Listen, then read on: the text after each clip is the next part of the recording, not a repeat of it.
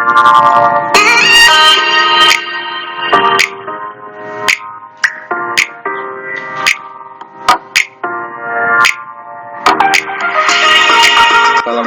warahmatullahi wabarakatuh. Di sini kami kelompok 2 ingin menjelaskan tentang materi kami, yaitu tugas manajemen pengetahuan.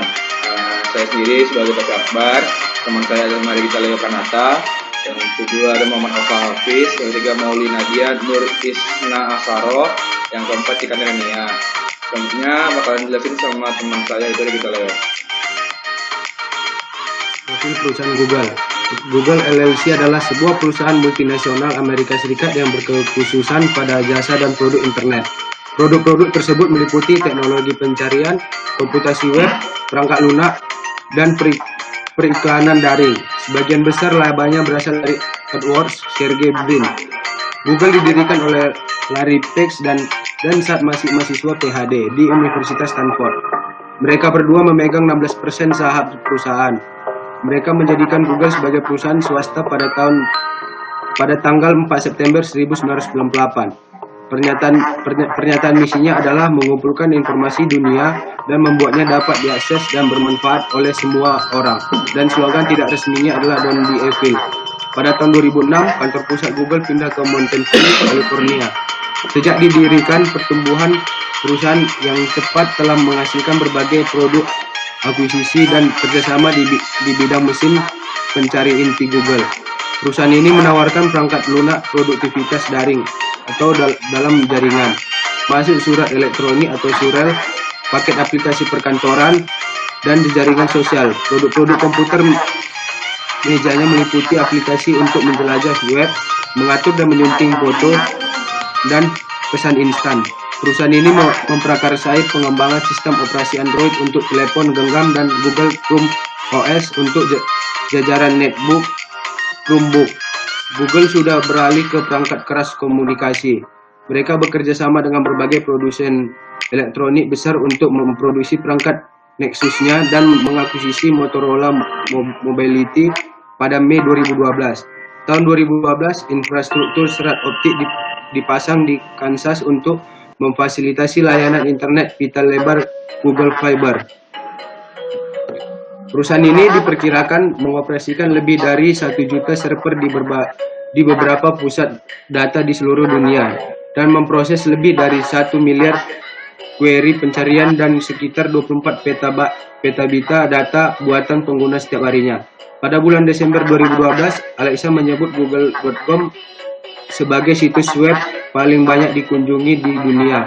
Situs-situs Google dalam bahasa lain masuk peringkat 100 teratas, sebagaimana halnya situs milik Google seperti YouTube dan Blogger. Google menempati peringkat kedua di basis data ekuitas merek brands. Dominasi pasarnya menuai kritik mengenai hak cipta, penyensoran, dan privasi. Pada tahun 2014, Google juga mendapat penghargaan dari bisnis Indeed sebagai perusahaan yang memiliki merek paling bernilai. Pada 10 Agustus 2015, Google melalui postingan blog, CEO Google Larry Page mengumumkan pembentukan perusahaan baru bernama Alphabet yang akan menjadi perusahaan induk mencakup Google dan usaha-usaha lain yang tak terlalu terkait erat dengan bisnis utama Google. Pada restrukturisasi tersebut, Larry Page akan menjadi CEO perusahaan baru Alphabet.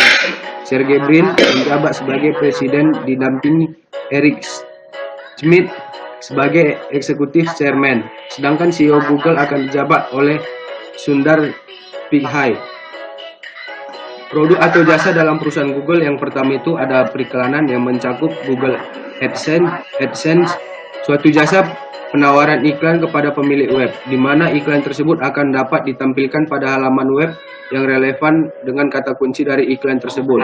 Yang kedua itu adalah Google AdWords, suatu jasa pengiklanan oleh Google di mana iklan yang tampil hanya iklan yang relevan dengan konten dari halaman web. Baru yang kedua itu ada aplikasi pencarian yang terdiri dari Google Search. Google dikenal luas karena layanan pencarian webnya. yang mana merupakan sebuah faktor besar dari kesuksesan perusahaan ini.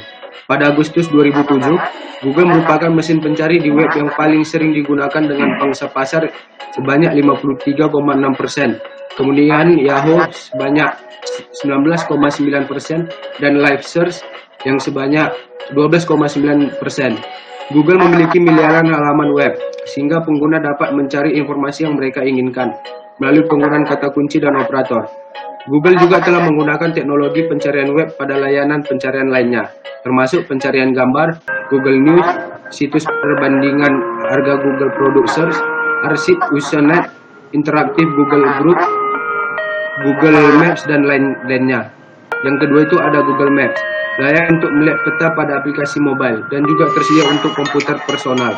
Yang ketiga itu ada Google Earth, layanan dari Google untuk melihat peta bumi. Merupakan sebuah program pemetaan interaktif yang disediakan oleh satelit dan fotografi udara yang mencakup keseluruhan planet bumi. Google Earth dianggap sangat akurat dan lebih mendetail. Yang ketiga itu ada komunikasi yang mencakup, yang pertama itu ada Gmail. Pada tahun 2004, Google meluncurkan layanan email berbasis web gratisnya. Disebut sebagai Gmail. Gmail memiliki fitur teknologi penyaringan spam dan kemampuan untuk menggunakan teknologi Google untuk mencari surat. Layanan ini mendatangkan keuntungan dengan menampilkan iklan dari layanan AdWords yang dimasukkan dalam isi pesan email yang ditampilkan di layar. Yang kedua itu ada Google Drive, layanan dari Google untuk menyimpan data yang terhubung dengan layanan Google Docs. Yang ketiga itu adalah Google Docs, layanan dari Google untuk menyimpan dokumen-dokumen. Yang keempat itu adalah Google Chrome. Google juga meluncurkan Google Chrome, yaitu sebuah browser. Browser ini cukup cepat dan tampilannya minimalis. Pada September 2008, Google melepaskan kode untuk Google melalui proyek Chromium, di mana sampai sekarang Google Chrome masih berbasis Chromium. Yang keempat itu ada telepon genggam. Tahun 2007, beberapa laporan menyatakan bahwa Google merencanakan peluncuran telepon genggam milik mereka. Kemungkinan sebuah pesaing bagi iPhone Apple. Pada tanggal 5 November 2007, Google akhirnya mengumumkan Android, sebuah platform perangkat lunak dan sistem operasi bagi perangkat bergerak yang didukung Open Handset Alliance, sebuah konsorsium yang terdiri dari 34 perusahaan perangkat lunak, perangkat keras, dan telekomunikasi yang bertujuan mengembangkan standar terbuka bagi perangkat bergerak. Pada bulan September 2008, T-Mobile merilis ponsel pertama yang berjalan pada platform Android, yakni G1. Saat ini, Google juga sedang merencanakan untuk mengembangkan peranti komunikasi Google Tablet yang dilengkapi dengan teknologi 3D. Yang selanjutnya akan diteruskan oleh teman kami, Topi Okbar. Lalu selanjutnya adalah penjelasan teori tentang data, informasi, dan knowledge dan wisdom. Yang pertama itu data. Menurut Pendit 1992, data adalah hasil observasi langsung terhadap suatu kejadian yang merupakan perlambangan yang mewakili objek atau konsep dalam dunia nyata. Hal ini dilengkapi dengan nilai tertentu. Menurut Ralston dan Riley, Kamini 2004, ayat 314, data didefinisikan sebagai fakta atau apa yang dikatakan sebagai hasil dari suatu observasi terhadap fenomena alam. Sebagai hasil observasi langsung terhadap kejadian itu atau fakta dari fenomena di alam nyata. Data bisa berupa tulisan atau gambar yang dilengkapi dengan nilai tertentu. Contohnya, daftar hadir siswa semester 1 ilmu perpustakaan dan kearsipan atau data. Daftar tersebut masih merupakan bentuk mentah karena belum memberikan informasi apa-apa. Sebagian besar orang awam sering memiliki pengertian yang agak rancu terhadap data dan informasi. Seiring terjadinya pengertian data digunakan untuk menyebut informasi, demikian pula sebaliknya. Yang kedua ada informasi. Informasi adalah sekumpulan fakta, data yang diorganisir dengan cara tertentu sehingga mereka mempunyai arti bagi si penerima. Sebagai contoh, bila kita memasukkan nama-nama murid dengan nilai rata-rata, nama-nama konsumen dengan saldo bank, jumlah gaji dengan jumlah jam bekerja, kita akan mendapatkan informasi yang berguna. Dengan kata lain, informasi datang dari data yang akan diproses.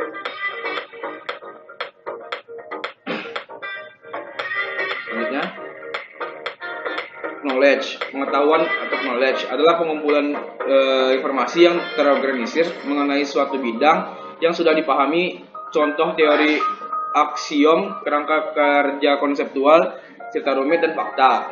Selanjutnya ada wisdom. Kebijakan wisdom adalah hasil penerapan dari suatu pengetahuan yang dapat menjadi dasar dalam pengambilan keputusan. Contohnya buku, paradigma, sistem, filosofi, puisi, sistem kepercayaan, tradisi, prinsip, dan kebenaran.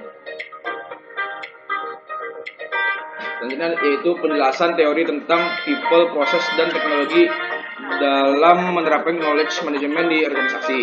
Yang pertama ada people. People yang berarti knowledge management berasal dari orang. People merupakan bentuk dasar untuk membentuk knowledge baru. Tanpa ada orang tidak akan ada knowledge. Yang kedua itu proses. Proses yang terdiri dari menangkap, menyaring, mengesahkan, dan mentransformasikan dan menyebarkan knowledge ke seluruh perusahaan dilengkapi dengan menjalankan prosedur dan proses tertentu. Selanjutnya ada teknologi.